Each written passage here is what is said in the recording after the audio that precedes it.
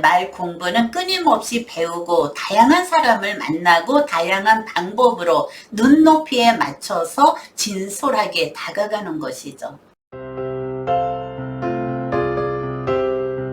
안녕하세요. 이한분 TV입니다. 16강 스피치의 핵심은 소통이다. 청중의 마음을 사로잡는 비법. 여러분, 15강은 비언어적 의사소통의 핵심은 자세라고 강조를 했습니다. 자세는 모든 것의 기본인데 기본은 잘 지키고 계시죠?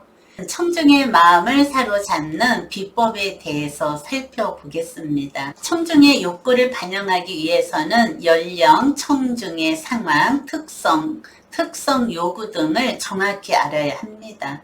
그리고 청중의 성격, 사고 방식, 요구사항, 지적 수준 등을 파악하여서 내용과 전달 방법이 청중에게 맞도록 전달하는 것이 매우 중요합니다. 청중의 마음을 사로잡는다는 것은 쉬운 일은 아닙니다. 속담에 10길 물속은 알아도 1길 사람 속은 모른다. 다시 말하면 물속의 깊이는 우리가 눈으로 직접 확인을 할 수가 있어요. 그러나 사람은 마음속에 무슨 생각을 하고 있는지 말을 해도 잘 모른다는 뜻이죠. 또는 믿는 도끼에 발등 찍힌다 라는 말처럼 그럴듯하게 상대의 마음을 사로잡았는데 행동은 정반대로 하는 사람에게 그런 말을 하죠. 그만큼 사람의 마음을 얻는다는 것은 매우 힘든 일입니다.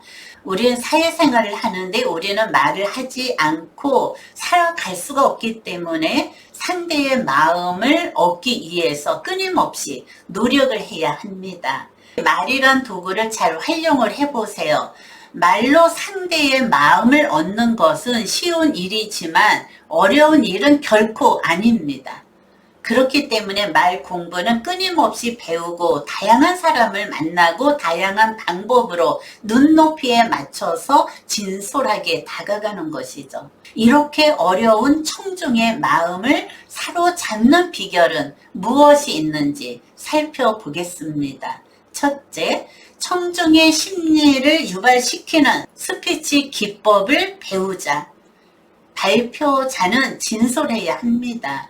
발표자는 진실의 근거를 두고 돌이라도 녹일 수 있는 열의와 열정을 갖고 청중들과 같이 감격하고 호흡을 일치시켜야 합니다. 청중은 구체적이고 실제적인 사실의 마음을 움직이는 거죠. 그러므로 어떤 사건을 인용할 때는 누구나 다 기억하고 있는, 다시 말해서 이미 알고 있거나 경험을 말하는 것이죠. 그리고 공동의 이해관계와 청중에게 흥미를 가질 수 있는 문제를 제시해야 하며 청중에게 자극적으로 주는 강력한 어구를 사용을 해야 합니다. 평범한 이야기, 몸이 건조한 내용, 추상적인 표현으로 청중을 움직일 수는 없습니다.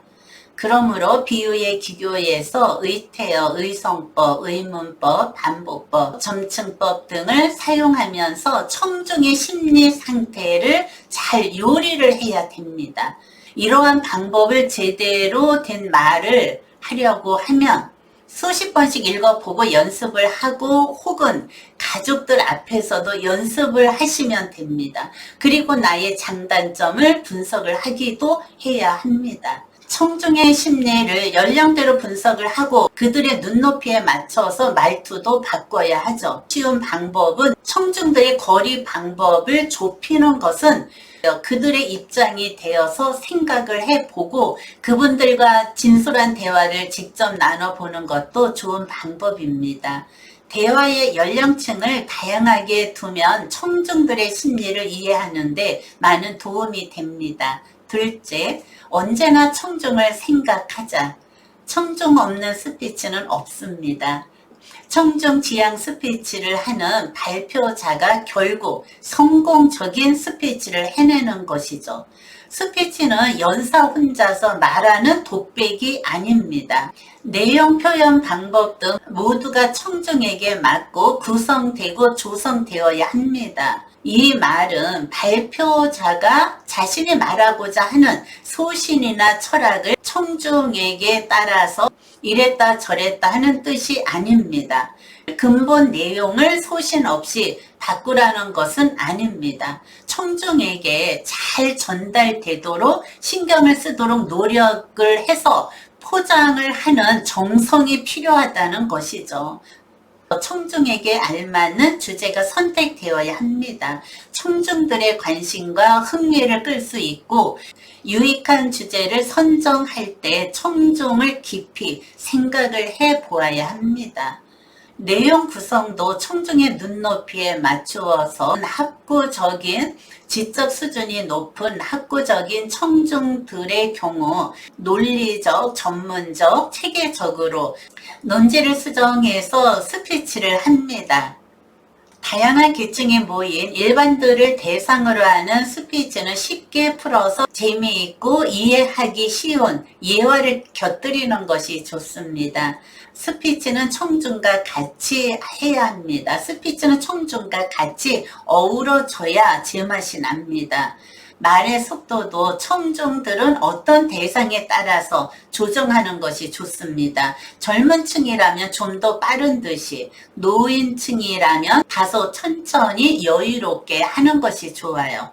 그리고 준비된 내용도 청중들의 반응과 상황에 따라 조정되어야 합니다. 스피치를 실행할 때 지향적인 스피치는 원래 준비된 내용이고 반드시 일치하기가 어렵습니다.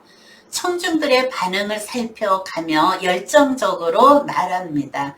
청중이라고 해서 발표자가 하는 말을 그냥 받아들이는 수동적인 존재로 생각하기 쉽습니다. 청중은 그냥 듣기만 하는 것이 아니라 능동적으로 판단하고 선별해서 받아들이며 표정, 자세, 태도를 통해서 반응을 나타냅니다.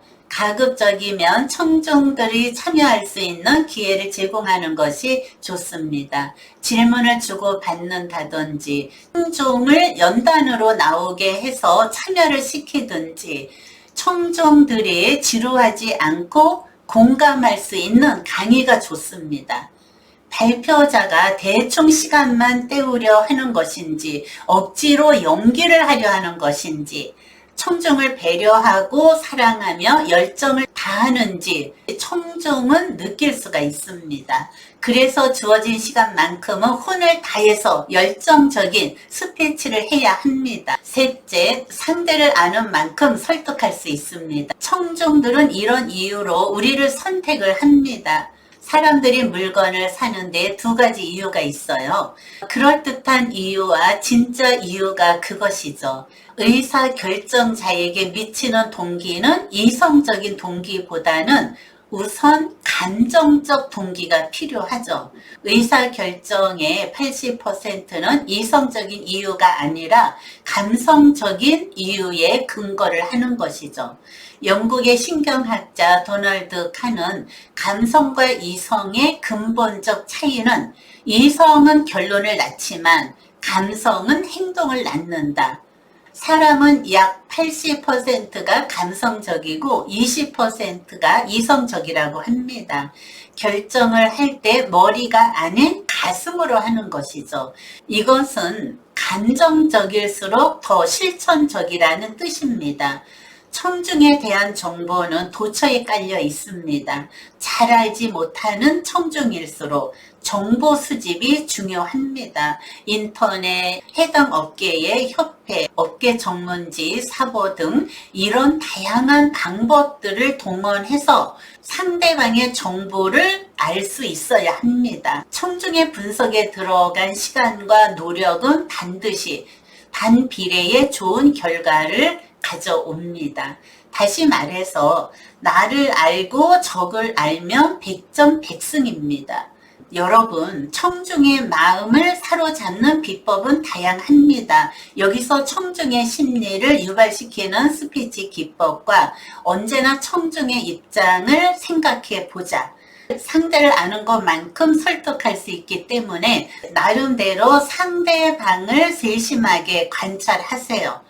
상대에게 공을 들인 시간만큼 청중의 마음과 소통할 때 더불어 인간관계는 내가 원하고자 하는 뜻대로 잘 이끌어 나갈 수가 있습니다. 이 기법은 강의를 할 때만 적용이 되는 것이 아니라 인간관계에서도 마찬가지로 상대방의 마음을 읽어내려 갈 때 원하는 인간관계가 이루어집니다. 시청자 여러분, 이한분 TV는 여러분과 함께 교합 상담하겠습니다. 감사합니다.